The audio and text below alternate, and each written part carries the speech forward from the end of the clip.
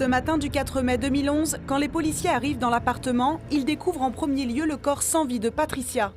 Puis dans sa chambre d'enfant, le petit Yanis. Yohan, lui, gît dans un couloir. Tous ont été poignardés de dizaines de coups de couteau. Une exécution en règle, Patricia et ses enfants n'avaient aucune chance d'en réchapper. 4 avril 2011, Créteil. Les policiers reçoivent un appel qui leur glace le sang. Un homme s'accuse du meurtre de 3 personnes. Dépêché sur place, c'est une scène d'horreur qui se présente aux forces de l'ordre. Zoubir Marouf, 44 ans, vient d'assassiner à coups de couteau son ex-compagne, Patricia, 45 ans, le fils aîné de cette dernière, Yohan, 15 ans, et son propre fils de 4 ans, Yanis. L'homme n'a pas supporté la séparation avec sa compagne. Il lui a fait payer de la pire des manières.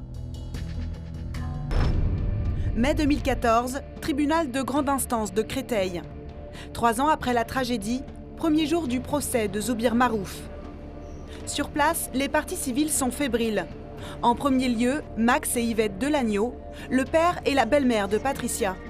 Ce procès, ils l'attendent avec impatience, même s'ils redoutent de se retrouver confrontés au bourreau de leur fille. On sentait quand même que c'était quelqu'un qui était possessif. Et vous imaginez qu'il soit capable d'un tel acte? Oui. Voir son comportement, on avait peur, oui. Zoubir Marouf, un homme violent qui sévissait depuis des années. Sa première femme l'avait déjà accusé de violence. Pour Patricia, le calvaire durait depuis 6 ans. En 2010, son compagnon l'avait déjà agressé au couteau. Il avait écopé d'une peine de prison et bénéficiait d'une remise de peine au moment des faits. Sylvie, une amie, se souvient. J'ai fait intervenir plus d'une fois la police pour des faits comme quoi il battait sa femme. La police est intervenue 3 fois exactement et la dernière fois je leur ai dit vous comptez faire quoi? Ils m'ont dit rien tant que la plaignante ne porte pas plainte, on ne peut rien faire. Je lui ai dit vous attendez un drame, ils ont dit oui malheureusement. Pour l'avocat des parents de Patricia, maître Sandy Boudin, ce dossier a une importance particulière. Patricia, elle la connaissait très bien. Avant le drame, elle était son avocate pour les premiers coups de couteau. C'est elle qui avait demandé une mesure d'éloignement. Zoubir était normalement interdit de séjour à Créteil. Si c'est que personne ne pouvait s'attendre à ça, beaucoup de gens de son entourage ne pouvaient s'attendre à ça non plus. Même si elle commence à avoir très peur, il est vrai, elle avait fait poser une porte blindée et elle avait commencé à se confier à moi, mais encore une fois, seulement la veille du drame, elle ne m'avait pas appelé avant. C'est pas quelqu'un qui se plaignait. Elle m'appelait pas pour me dire il m'embête, faites quelque chose, maître, j'étais pas informée. La police, elle n'osait pas non plus aller régulièrement les embêter parce qu'ils venaient en bas. Elle avait peur, elle voulait pas spécialement qu'ils retournent en prison. Parmi les parties civiles, un homme perdu dans son costume trop grand. Alexis Bétou est l'ancien compagnon de Patricia. Ensemble, ils avaient eu un enfant, Yohan, assassiné lui aussi par Zoubir Marouf. Alexis avait déjà remarqué que Zoubir battait régulièrement Isabelle. Elle était victime de violences? Oui. Elle vous l'avait dit? Elle maquillait, c'est bleu et tout. Et elle a été déjà blessée par un coup de couteau la première fois. Il était interdit de venir à Créteil, il tournait tout le temps, Patricia signalait qu'il est tout le temps à Créteil, on n'a rien fait. J'avais envisagé de l'aider à déménager, Patricia. Donc je voulais faire quelque chose pour que tout puisse être tracé. Mais je n'ai pas pu faire à tout. Il m'a tout enlevé dans la vie. Ce matin du 4 mai 2011, quand les policiers arrivent dans l'appartement, ils découvrent en premier lieu le corps sans vie de Patricia. Puis dans sa chambre d'enfant, le petit Yanis. Yohan, lui, gît dans un couloir. Tous ont été poignardés de dizaines de coups de couteau. Une exécution en règle, Patricia et ses enfants n'avaient aucune chance d'en réchapper. Quand on l'a appris, c'est le commandant Guy qui nous a téléphoné. Eh ben, j'ai toujours ces paroles, dire votre fille est décédée. Qu'est-ce que vous attendez de ce procès, vous? Ce qu'on attend, qu'il soit condamné le plus durement possible. Perpète. Oui. Oui. Qu'on le fasse souffrir. Autant qu'il les a fait souffrir. Les audiences vont durer 4 jours. Une épreuve pour les parties civiles qui vont devoir affronter le regard de l'assassin présent dans son box. Maître Revaud d'Allonnes a la lourde tâche de défendre cet homme. Comment il justifie son geste? Qu'est-ce qu'il vous a dit? Principalement que le fait de se sentir abandonné, d'avoir perdu les êtres qu'il aimait, de se sentir dans l'incapacité de vivre sans eux et un petit peu dans cette démarche qui serait presque comme l'idée qu'il devait faire disparaître toute trace de son passage, y compris les gens qu'il aime, et surtout qu'il n'acceptait pas la possibilité vraiment concrète de vivre sans eux. Depuis le début des débats, Zoubir Marouf justifie sa violence par la jalousie et un trop-plein d'amour. Pour les parents de Patricia, ses propos sont inacceptables. Revoir cet homme est un véritable calvaire. On ne devrait même pas le laisser trop parler, il parle de trop. Il dit des mensonges. Il dit qu'il les aimait. Vous ne voyez pas l'horreur. Il les aimait. Il n'aurait pas fait ce qu'il a fait.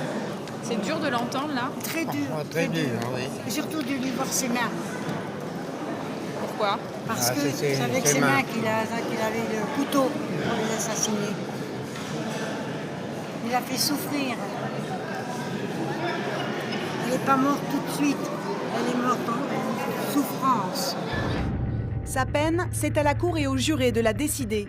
Dans 4 jours, ils devront rendre leur verdict et décider si oui ou non, Zoubir Marouf pourra un jour ressortir de prison.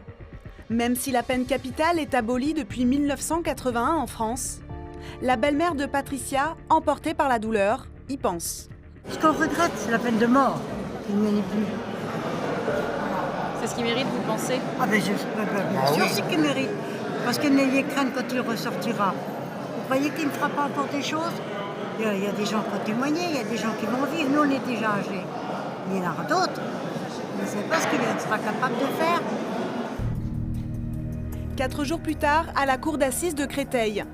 Dernier jour d'audience, dans quelques minutes, un verdict sera rendu. Les dernières plaidoiries ont été très éprouvantes pour le père de Patricia, cet homme affaibli de 79 ans. La cour est revenue en détail sur les relations entre l'accusé et la victime.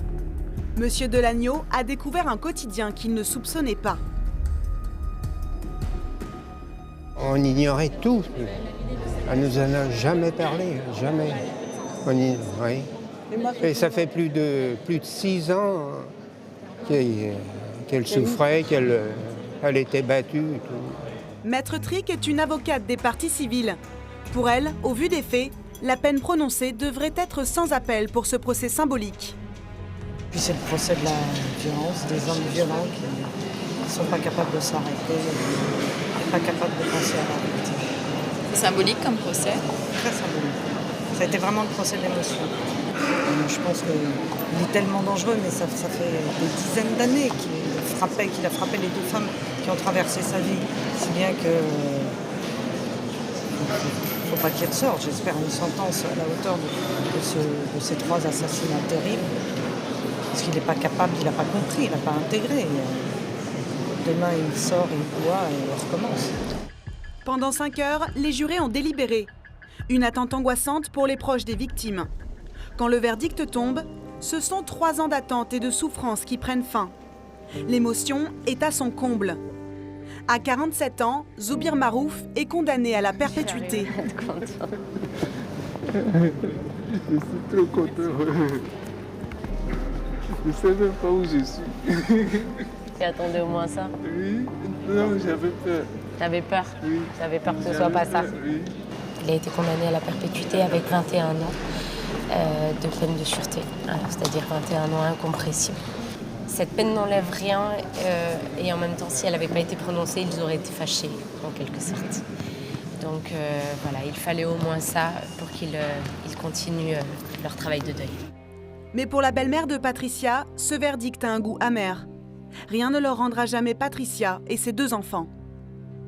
Il faut savoir que c'est le peine maximale, c'était perpétuité avec 22 ans de sûreté.